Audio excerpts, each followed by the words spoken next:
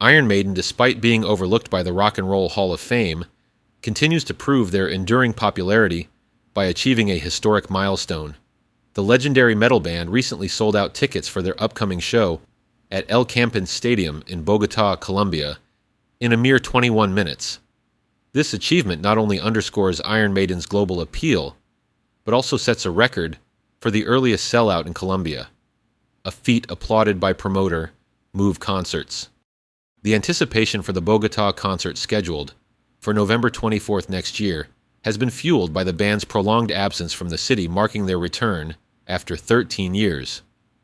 Alfredo Villaveches, managing director of Move Concerts Colombia, expressed astonishment at the overwhelming response, stating, "Never in our wildest dreams did we think it would blow out in 21 minutes and smash sales records." The success is attributed not only to the extended wait since Iron Maiden's last performance in Bogotá in 2011, but also to the strategic decision to release tickets significantly ahead of the show date. This achievement comes as part of Iron Maiden's broader tour, the Future Past Tour, which now includes additional stops in Mexico City and Bogotá. The tour, kicking off in North America on October 4th, promises a spectacular return for the band. Well, it sounds like rock and metal music is still very much alive and kicking in 2023, which is of course great news for us, the fans. Before Maiden was a household name we all know today, they were mostly considered by the mainstream as devil worshippers with scary record covers. The kids loved them, and our parents were mortified. We do have a story that was published around the time the Live After Death LP was released. This article actually sheds some positive light on Maiden. Without further ado, let's head back to 1985.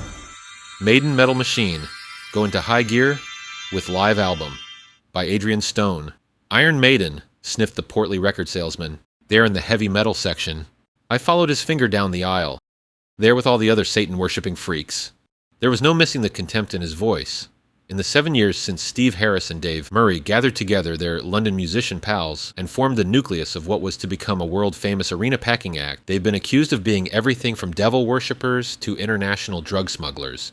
Of course, nothing could be further from the truth. All of them, except guitarist Adrian Smith, are married.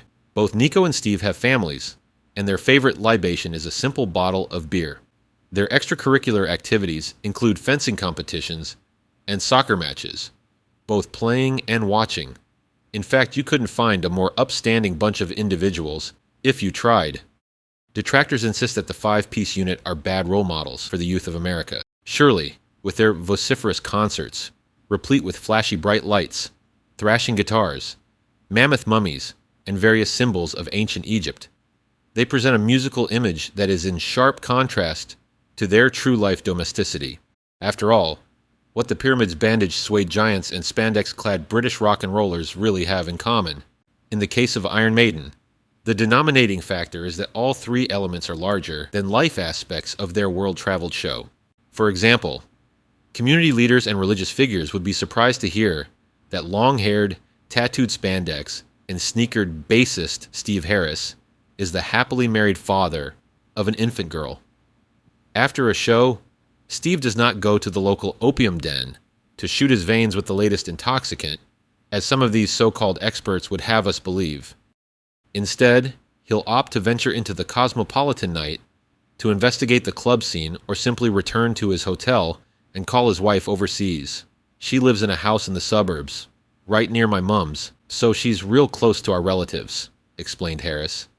That way, at least, I'm confident she's safe while I'm away. Not exactly the words of a brash, inebriated Satan worshipper. In fact, during Maiden's recent world tour, Mr. Harris often seemed to be suffering from a severe case of homesickness.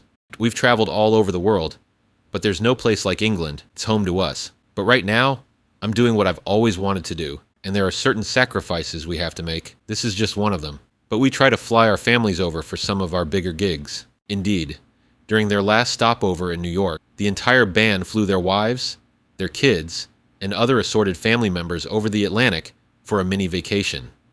The scene at the hotel often resembled a daycare center, what with all the howling, diaper-clad infants, and Tonker toys lying about. As for their favorite pastime, the band is so sports-minded that Steve had even considered becoming a professional soccer player at one time. When I was growing up in London, the only escape for kids who didn't want to work in a factory was to either play in a band or join a football team. Steve wasn't really sure what he wanted at that time, so he played soccer as often as possible. I even tried out for my favorite team, but I didn't make it. Steve worked on perfecting his music whenever he could spare the time. By day, he found work as a truck driver. Fortunately, things for Iron Maiden began to gel before that stint became permanent. As for their education, the Maiden men are all well schooled. In fact, vocalist Bruce Dickinson attended a military-type academy where he was so overworked, he recalled, "I didn't even have time to get myself expelled until my senior year. We had everything figured out for us. We'd study, we'd go to class or gym, or our meals. And then we'd be so tired by lights out that we were grateful to hit the sack." So you see, it isn't as though the boys from Maiden were a bunch of misfit morons who happened to pick up a guitar and pine for the spotlight. In fact, what with all the uproar these days about the education American teens do not accumulate, one might turn to Iron Maiden for a bit of a history lesson. Their songs, never simplistic to begin with, have subject matter from tomes of literature that the boys favored and later put to melodies. Anybody can write a simple song, asserted Steve. But when I think that thousands of kids might have gone out and bought June by Frank Herbert just because they heard our song, I feel proud that I've done something that had a positive effect. Of course, when I write, I don't think of these things. It's only afterwards when kids come up to me and say, "Yeah, that book June was really good. Thanks for turning me on to it," that I can really appreciate the after effects of our work.